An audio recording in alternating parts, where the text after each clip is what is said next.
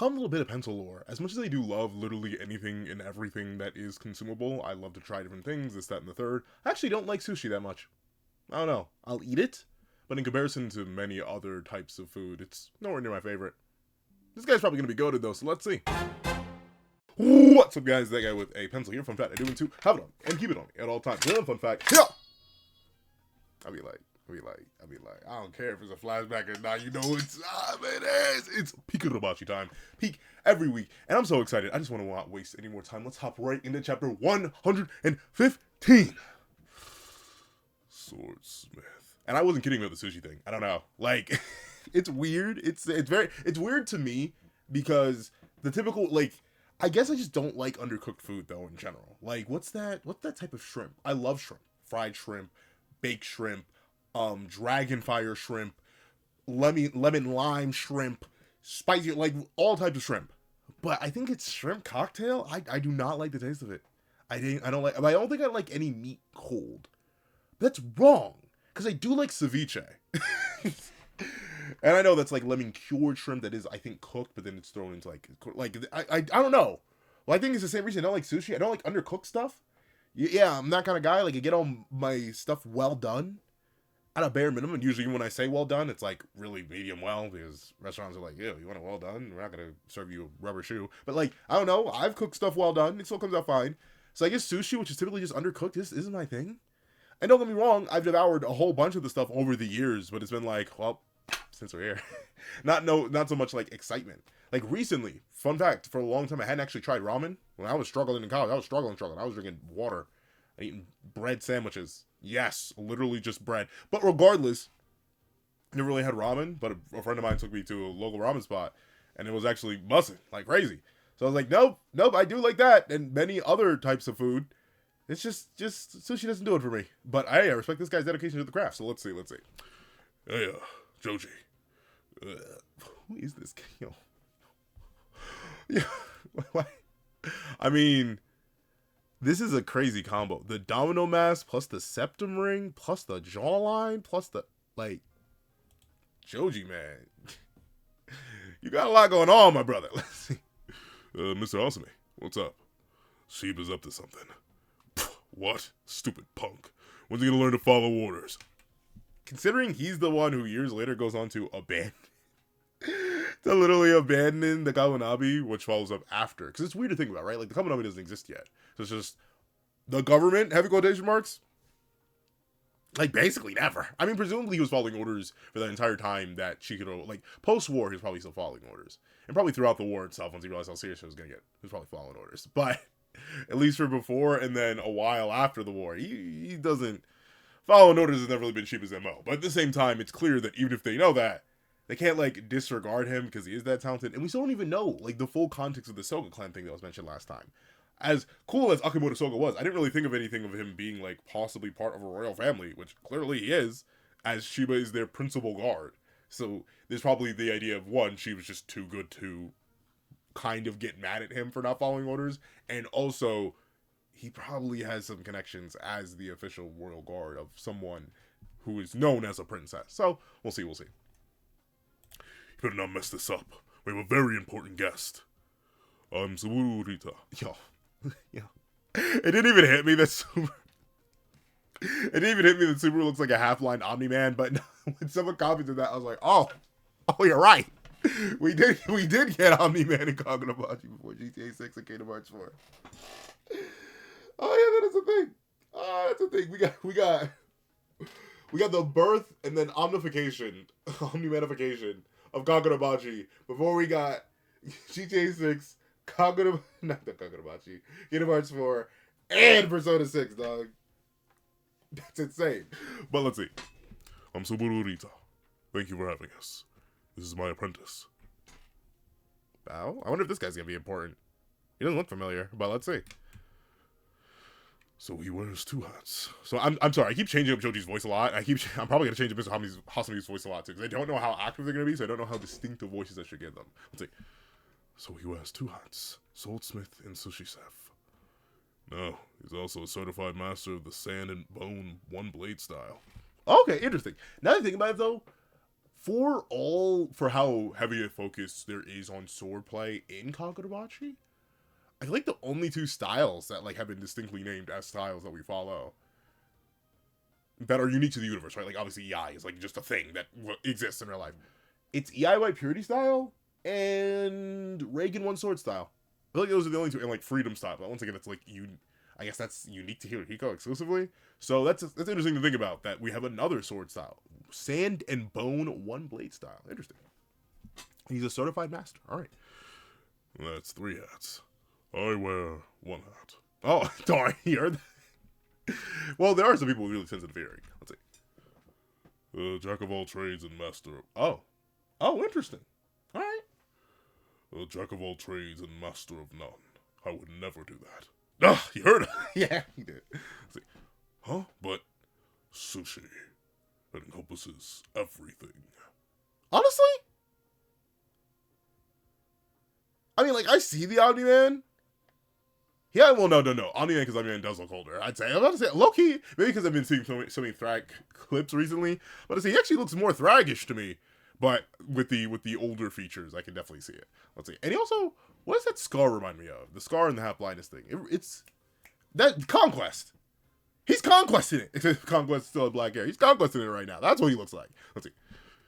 Sushi encompasses everything. Making sushi, forging swords, the art of the blade. They're all niguri, the craft I've dedicated myself to. Niguri means grasp and is the verb applied to making sushi. It can be applied to gripping a sword. Ah! I mean, that is a way to think about it. And hey, clearly it works. He's done both, and he will go on to do another. He will go on to wear another hat. So, swordsmith, swordsman, and sushi chef. But primarily sushi on top. Like, that was the whole thing. Shiba was in his sushi shop, literally, before, and they were teleporting to the Akamoto fight. So, or really, not even the Akamoto fight, to the fight of Enchanted Blade Wielders, before Akamoto even showed up. But, that's actually interesting to think about. I guess if you do, like, it's interesting to, like, consolidate your skills rather than branch them out. Like, notably, whenever I think of my own skill set, I do try to, like, be like, okay, I can do this, I can do this, I can do this, I do split it up. I don't really, like, consolidate everything. I obviously consolidate it all under, like, the pinnacle point, which is me, like, the individual, but I don't, like, merge all my things together. Like, I yap good, I art half decent, I have a real job, like, like, I guess I could technically merge all those under the idea of creation, in a way, but, like, still, not in the same way that this guy does with niguri, aka grasp. I was like, I see. Really? Yep. Oh, wait, no, this is a new guy. We performed extensive research on the tremendous energy produced by the Daten-seki. The issue is that activating it is tantamount to self-erasure. When you channel spirit energy into it, it produces an enormous burst of energy, which surges instantly into a person's body and explodes. However, if there is a way to temporarily divert that spirit energy, similar to how a battery stores excess electrical charge, then suitable utilization is theoretically feasible. Okay. I mean, that's an interesting way to think of it. But yeah, I guess the danger is, though, you are still using yourself as a conduit. Like, notably, despite us being 70% water, we're not. I don't think. Let me double check this. I feel like we aren't actually the best conductors. Well, obviously we're living beings, but hold on. Let me get to the Googler. Are humans good electricity conductors? I don't think we are. Oh wait, never mind. Never mind. We apparently are. The body has resistance to the current flow more. All right. Huh. Yeah, we are good. Never mind, we are good. In that case, I was talking about... Well, I guess that does make sense, because whenever you do all those, like... You, like, touch the electric ball, your hair stands up. I wouldn't know. Don't have enough hair for that. But you can, like, pass a current between people. Even the spark, I guess. So I guess we are good conductors for electricity. But just, like, imagine if instead of using a wire to charge your phone, you stuck your fingernail into... They had to get pretty long. But you stuck your fingernail into a wall socket, and you stuck your other fingernail into your phone. Wouldn't it be a pleasant experience? And that's the same thing here, right? Where ultimately by feeding your energy in the Daten-seki in order to activate it, and then it bursts with spirit energy in a massive explosion, you would still have to be the conduit, essentially, to store that excess spirit energy, which is still dangerous. Yo, imagine being the Man, must be the guys they've been testing this on, because you know there's some sacrifice. Let's see. Your swords, Master Rita, are known as the exceptionally smooth conduits of spirit energy. To put it simply, they're compatible with spirit energy. Okay, interesting. That's weird. Well, to be fair, now I think about it, I guess usually so far in narrative, like obviously there's been the EIY purity style, which we know can be used without enchanted blades. But yeah, that's weird. I never really thought about it that way. Except for the enchanted blades, usually spirit energy and the blades are rather disconnected, right? Like when Chihiro was wielding a regular sword, he was just, reinforcing himself with spirit energy, but he wasn't really doing anything with the blade itself. When Uraha has been Urahaing throughout the entire Ura narrative, he's also just been, regularly, the whole thing of EIY purity style is you're rotating your spirit energy around the blade in the sheath to give it that boost of speed with the reverse grip. Right? That technically you aren't imbuing anything into the blade itself. So I guess it is relatively uncommon. Even Hokuto, I'm trying to think of like all the swordsmen in narrative. Notably, your sword skill is attributed to specifically just his physicality. Natsuki is weird. I feel like Natsuki infuses him, but once again, Natsuki is infusing himself with his electricity. Not necessarily anything else. So yeah, I guess that is weird. I guess Urita or Subaru or Master Urita would have exceptionally unique swords if they are smooth conduits of spirit energy, and obviously the enchanted blades just enhance that by sort of, because funnily enough though, I don't think the enchanted blades drain your spirit energy when you wield them, except for like the Shinuchi. But we don't talk about the Shinuchi. The Manga to me it's special, and that's specifically when not in Akimoto's hands. But yeah, they don't cost anything. You're just using the innate energy that's stored inside them and activating those abilities. But let's see. The secret, according to your book. Yo, that's crazy. Though, I somewhat get that, where I'm always like, why would you give that up? Even if you tell somebody a secret, doesn't mean they'll know how to utilize it properly, right? Like, what's a good example of that? There's one restaurant I literally made copycat. Well, to be fair, no, I think they are literally copycats and they weren't actually released, but it is the idea of like whenever me now, as I'm trying to learn how to cook more things and just prepare, and also this day and age you gotta pinch some pennies where you can pinch some pennies if you want to get things done right.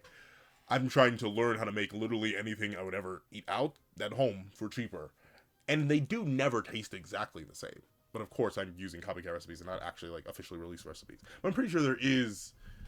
What is the... Like, there have been cases where restaurants have either leaked or, like, literally given out their whole MO. And it still doesn't matter, because you can't make it the same way they do. So, that may be the same case here with the secret book. Let's see. The secret, according to your book, is the materials are absolutely critical. You give several examples of materials that are excellent conduits of spirit energy. Based on that concept, we've been researching whether those materials can be skillfully leveraged as conduits to divert that spirit energy. But forged meteoric iron? Where are you getting that from? Let's see. I suppose get it from meteors, but still. Coral sand iron.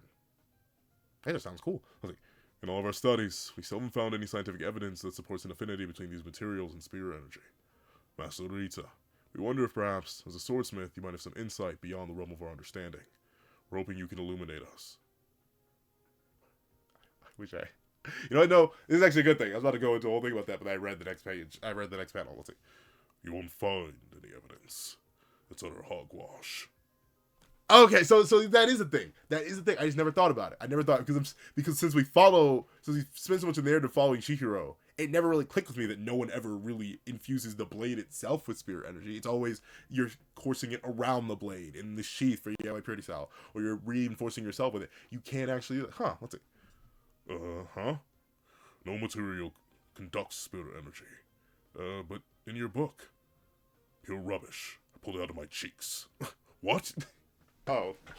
See, I actually like that part. I thought it was like, yeah, I'm telling you, because you can't figure out how I do it. No, he's just lying. I mean, I get out his case, but like, who gonna stop him? You want to run his fade? Like, I don't want to run his fade. Like, someone did run his fade though. He is half blind, but still, I guess that is very true though, right? Like, there's no. It sounds so stupid. There really is no incentive to tell the truth. It's just once again the whole idea of a secret, right? You don't tell, but I guess now he's under duress. But at the same time, maybe he's just like he doesn't care. He just did it for the love of the game. Why not? It's like making fiction. Let's see. What? I'm not about to tip. Oh, so he is genuinely keeping a secret. Okay. Let's see. I'm not about to tip my hand to a bunch of swordsmith wannabes. It's better to spread lies and create confusion. Is it better? I'm not sure it's better. That's messed up. Oh! I mean, like, if you have a niche, I guess. Yeah, I don't. I mean, like, I don't fully, like, obviously, it's not the nicest thing to do, but business is business, man. Like, but that is interesting. So, like, is this part of the confusion? No material conducts spirit energy? So is bro just lying about, is he lying about that too? I don't know. Wait, if the minerals don't matter, then how do you forge a sword that conducts spirit energy? Well, the secret is simple. I forge it. Oh, so he imbues it with spirit energy? Oh. He's got, what's this guy's name? Joji, you got the reaction time? Yo, I just realized, man, it keeps, like, the more I look at Joji's design, the more crazy it gets. The domino mask, plus the septum ring, plus the Boo Saga Gohan cut! Except it's thinner? I don't know, man. Let's see. Alright, he threw a pencil. He sliced the pencil in half. Very clean, though. Especially considering how close the pencil got before he even moved. That's actually really good reaction speed. Like, that's a story for another time. I was about to mention a time where, like, I may or may not have thrown something and then didn't realize that someone would spontaneously be in the way. And let's just say they didn't have the reaction time to dodge, but funny story for another time. But will it be the case? Good work on you, Joji. Nice reaction. Dead in half, too. Ooh, and he threw the pencil hard enough to just stick to the wall. It's a waste of a pencil, though. That's my guy. Let's see. What the? You're a good sword fighter. Come. Was that necessary? Sheesh. I mean, like, if he needs a good sword fighter specifically, probably. Let's see. My sword, too. One of what? One of Kasafune's finest pieces. But I'm sure you'll feel the difference. Try holding my sword.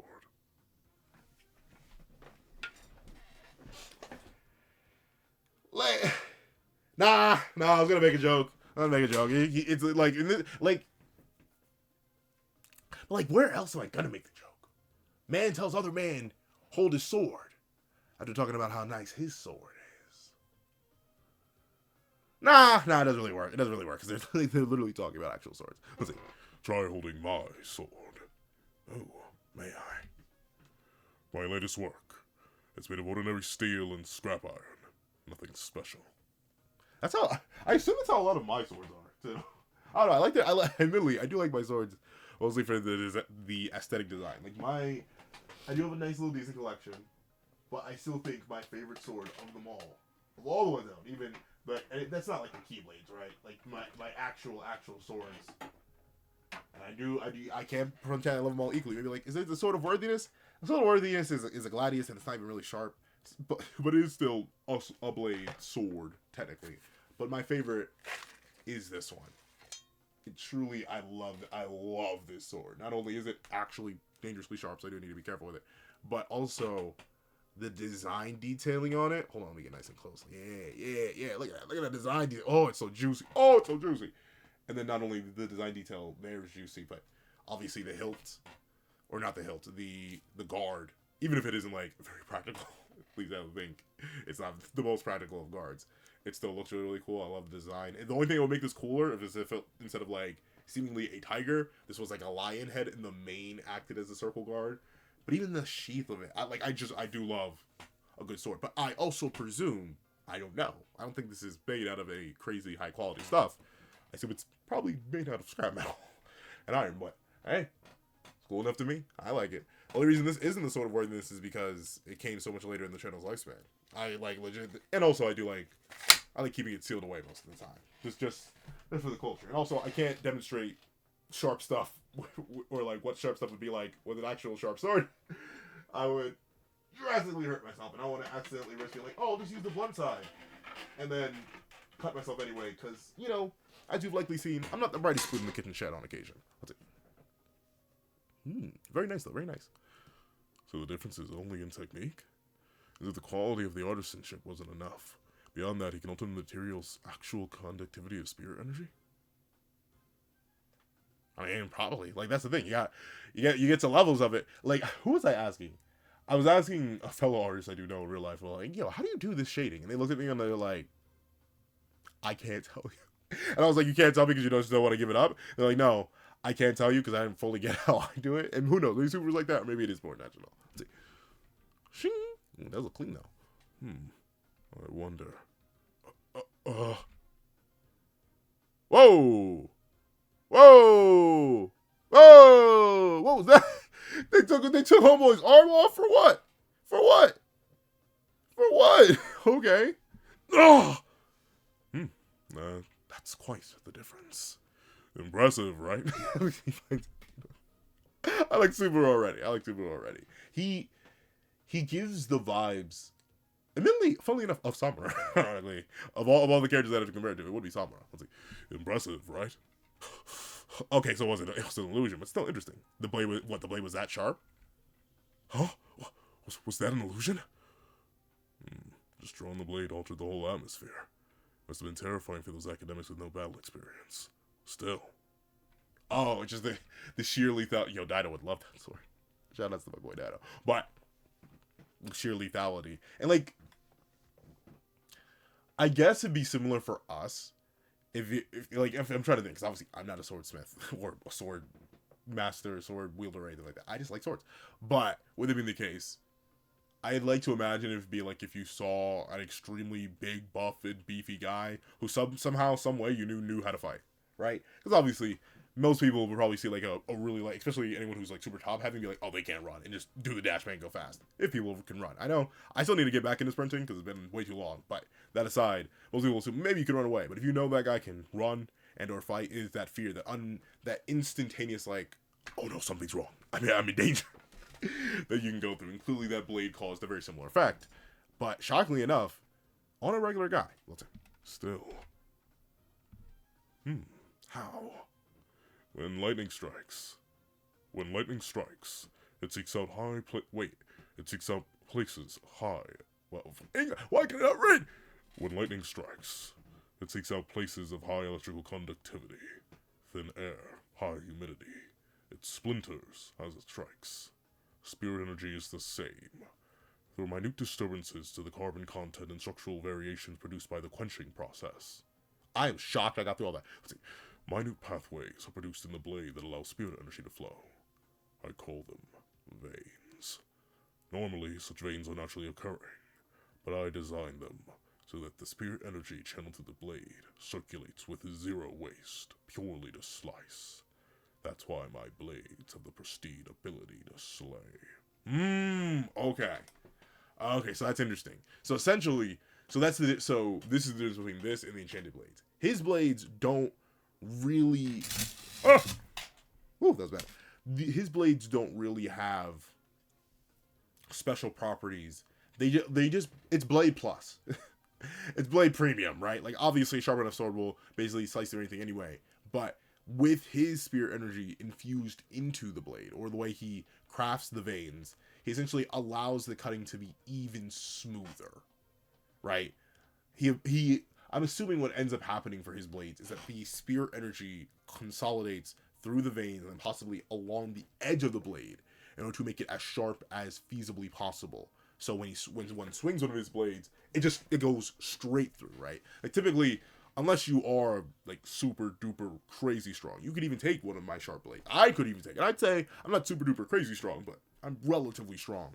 But if I were to swing at somebody's arm with all my force, admittedly no technique because I don't have any, but all my force, they'd live, right? They wouldn't go straight through them.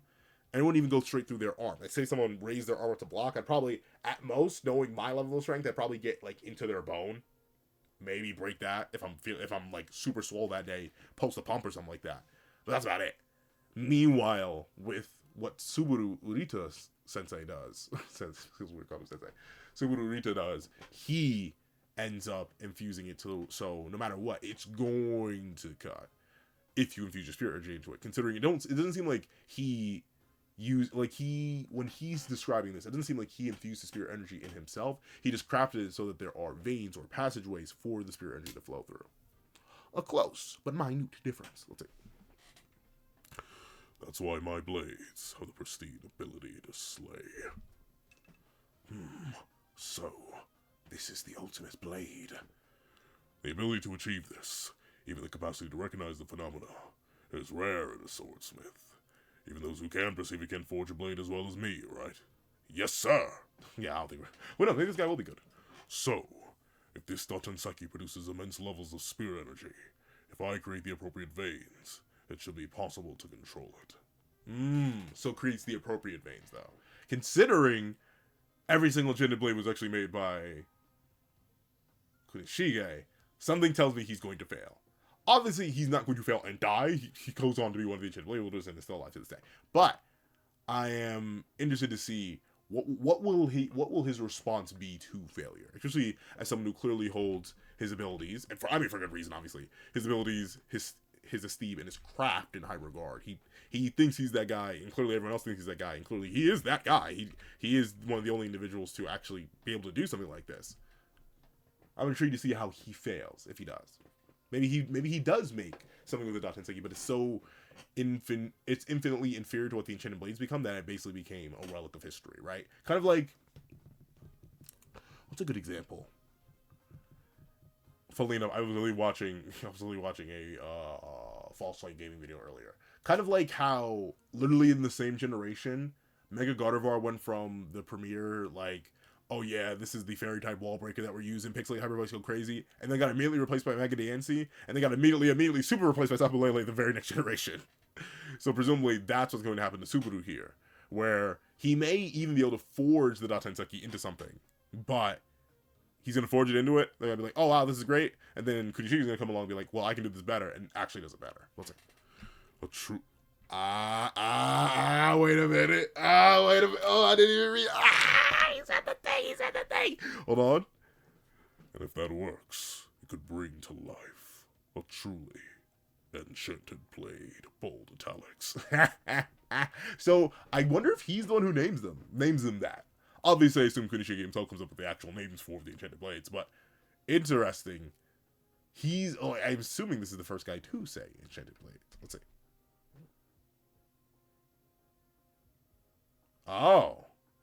Oh, yeah, okay, that's interesting. They could sense Shiba coming. That's actually good. Like, notably, one of the most amazing things that I would think would be amazing if I had teleportation is the fact that it's like, at least depending on your type of teleportation, there is no build up. I just appear and then disappear. Like, I want that for, I forget what the character's name is in Mob Psycho 100, but I want that kind of teleportation where I just like, I'm here and I'm not. I'm here and I'm not. Like, as much as I do love Nightcrawler, his teleportation, it's a massive warning. Sure, he can still catch you off guard by appearing behind you, but still, it's a lot more telling. And even like, admittedly, technically Goku's is also silent, but I have the TFS version of my head where there's the pop, where the pop sound.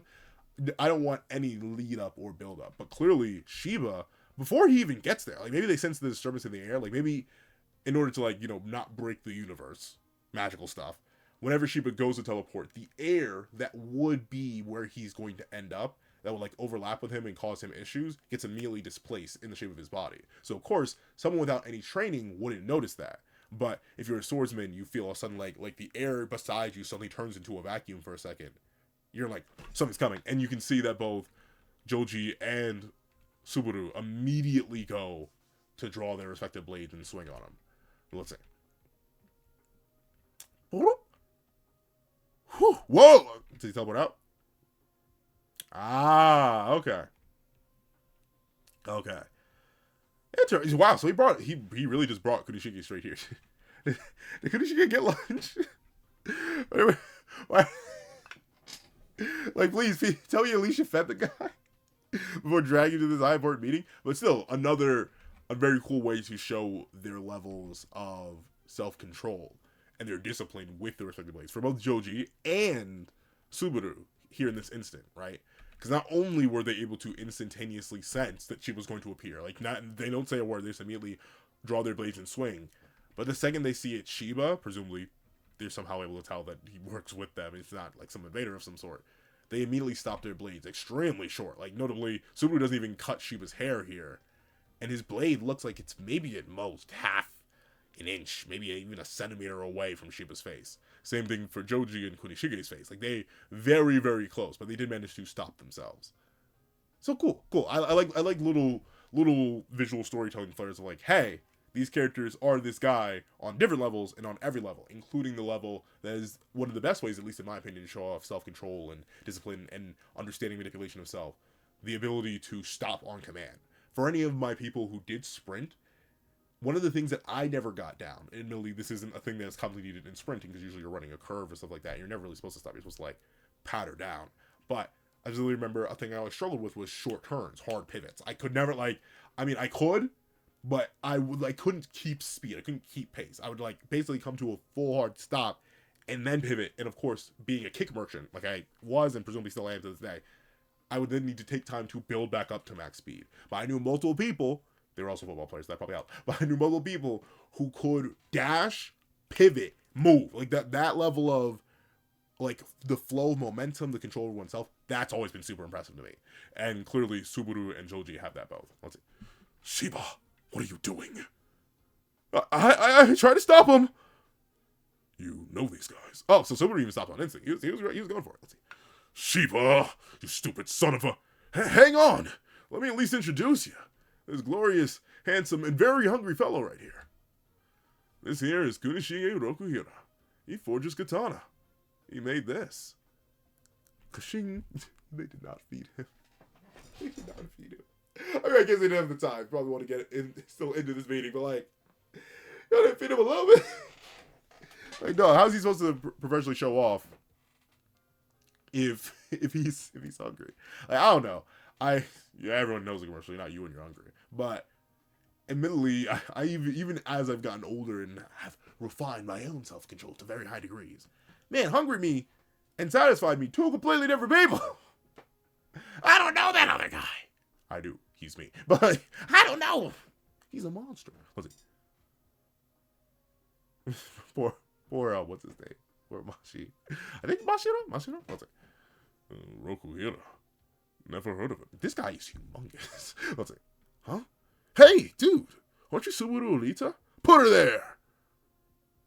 Hey, show the master some respect, pal. I get that.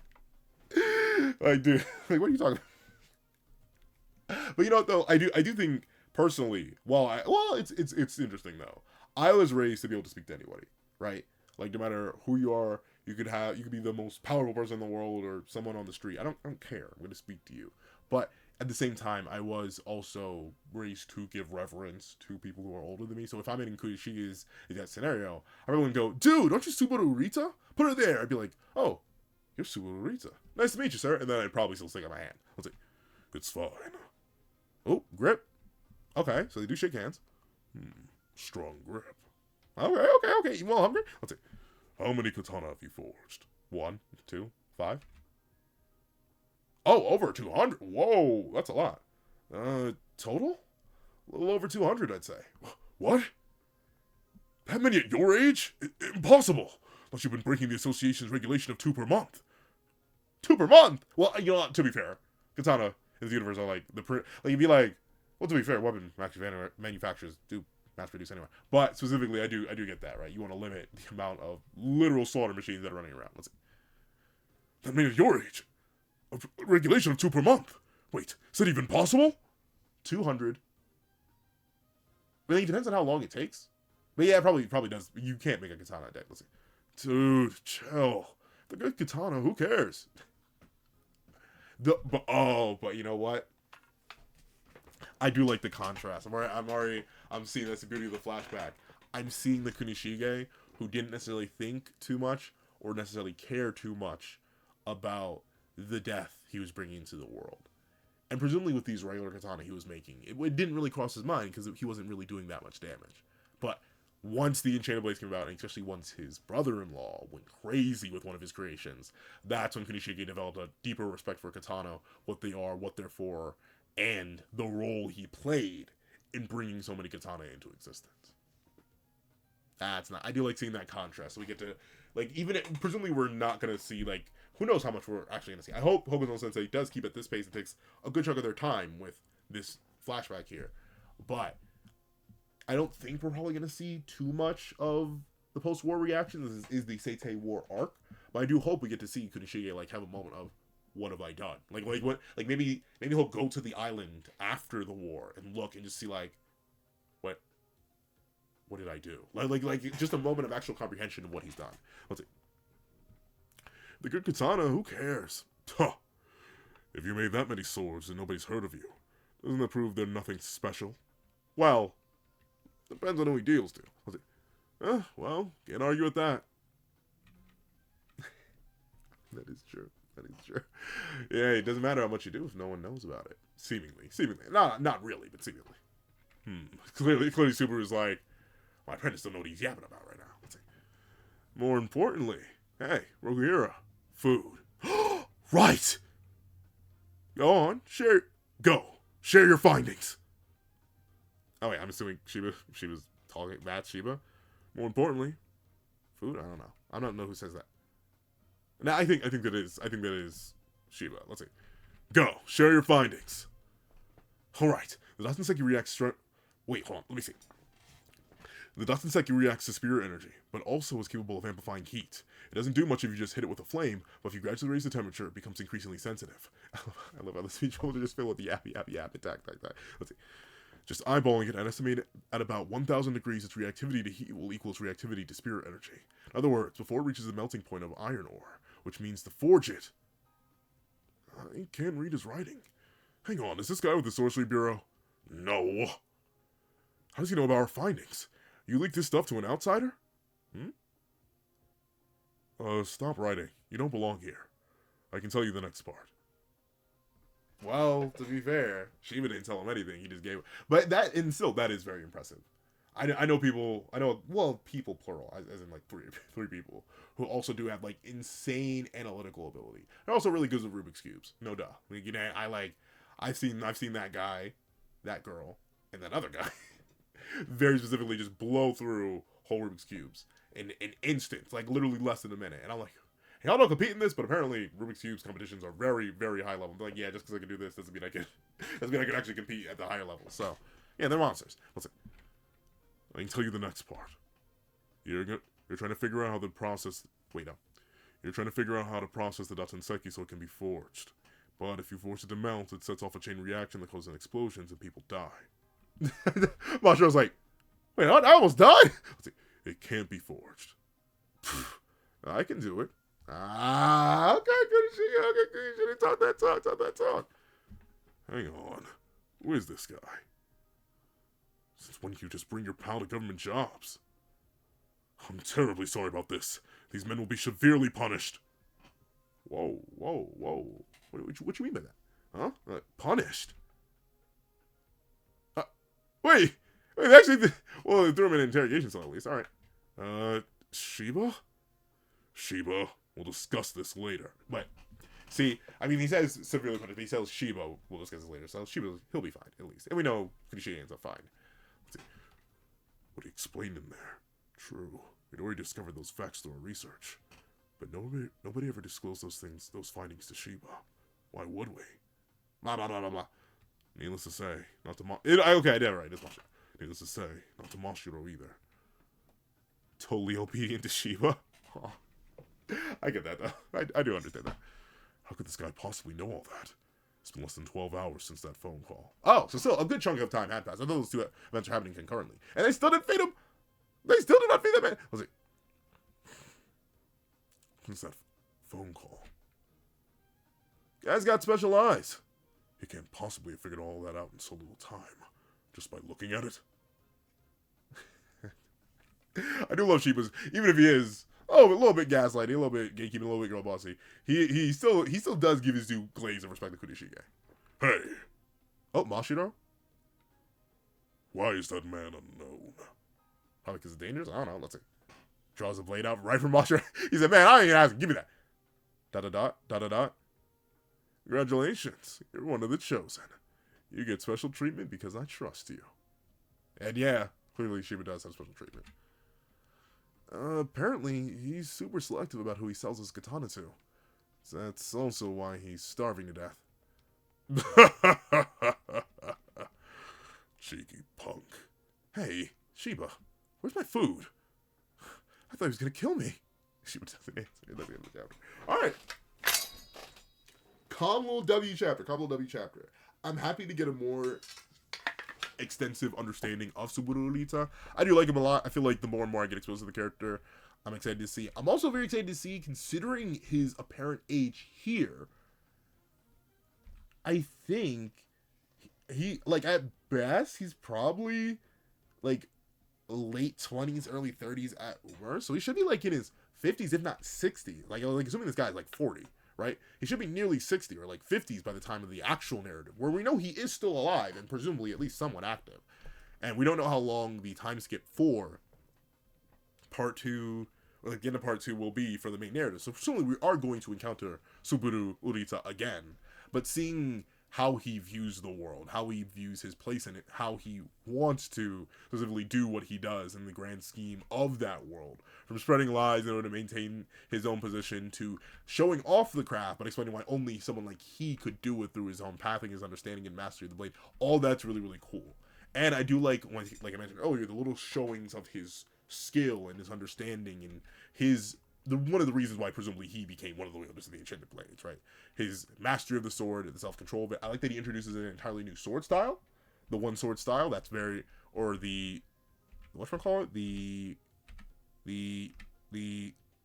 sand and bone one blade style. I'm interested to see that more in action. I like to see his process to making the enchanted blade and how he enchants his blades already. And I do like the comparison and the information difference and the cognitive difference between Kunishige and Subaru. Subaru is high quality and is well known. Kunishige is high quality, but has limited himself in his own production. So overall, very good chapter. Very good chapter. If you haven't already seen this video, please do me a favor and leave punk. This sounds so bad. Leave punk cheeks. Yeah, I said it. And I said, leave punk cheeks in the comment section down below. I want to thank you so much for watching. Please remember to leave a like, share, comment, and subscribe. Make sure to hit that link notification so you don't miss out on any videos that come to the channel. Also, you do have a page down below. Use word me for as low as $1 a month. You get things like exclusive videos, early content, and more. You also now become a member of the channel for as low as $3 a month to get the same perks and more. So those perks include the live reactions here this season to review, ad-free reactions of all my videos, early ad-free access to all my videos, unedited versions of all my videos. If you've noticed the Kagurabachi reviews for a while, they look a little bit rough on the main channel, right? It's literally because I will explode. AKA, the distributor of Kagurabachi will explode my channel if I'm not careful. But pages and members get fully unedited versions. Whenever I break things down on the screen, you can actually see them and not whatever editing me does to these poor videos, because see by the mercy that man's merciless. But that aside, you also get your name listed at the end of every single video if you're a patron or a member. If you're a $3 member or a $3 patron, or how you get your name listed and read aloud at the end of every single video. Some of that, I do have a link to my Twitch in the description down below. That guy with the controller. I stream every Friday, 8 p.m. EST Tizzle. Feel free to roll through. We have a wonderful time over there. I do my Ko-Fi down below, where you can drop 5 minutes to a short video or 20 minutes to a long video. Or any beats at all. These support is always greatly appreciated. Now I want to thank you so much for watching. Once again, I hope you guys have a wonderful day. This is that guy with the pencil, writing off.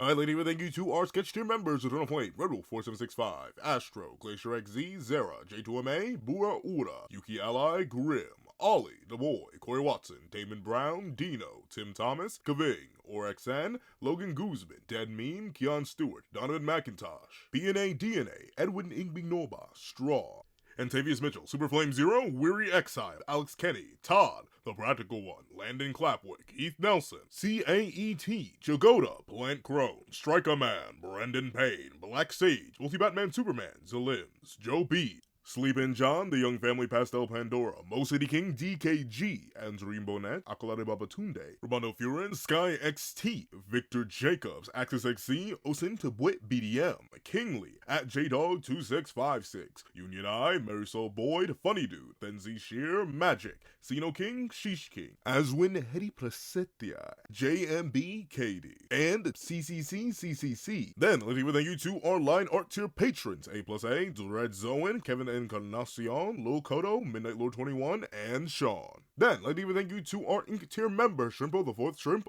06. Then, I'd like to give a thank you to our digital art tier members, J Warrior and AZ Void. And I'd like to give a final thank you to our colored art tier patrons, Walking Minnows, and Ernesto 430.